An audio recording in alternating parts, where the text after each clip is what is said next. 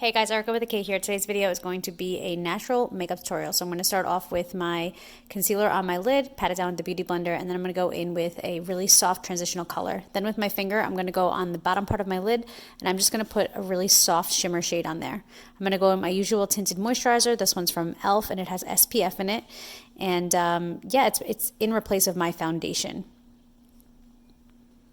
Next, I'm going to put concealer under my eyes. I'm going to pat it down with a Beauty Blender, and then I'm going to go in with the RMCA setting powder and set it down under my eyes.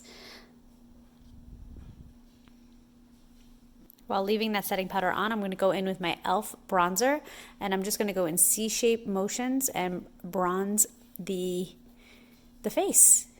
And I'm also going to use this bronzer as like a little bit of a contour. That's why we're doing C-shapes.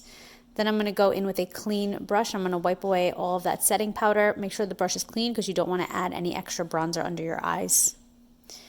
Next, I'm going to go in with the Kathleen Lights Retrograde Blush from ColourPop. And I'm going to put that on the apples of my cheek. Because I got my powder brows done, all I have to do is brush through them, but this would be a great time to not only brush through your brows to get out any extra powder, but also to color in your brows. Next, we're going to curl the lashes. I like to curl the lash, then put mascara on, then curl the other lash and put mascara on. If I was going to be using fake lashes, I would put them on before I do the mascara on the bottom. But since this is a natural makeup look, I am not doing that today. And lastly, to finish off this look, we're just going to put on some chapstick and we're going to call it a day. I hope you guys like this video. I love you guys so much, and I hope to see you guys in my next video. Until next time, work hard, dream big, eat cake. Bye, guys.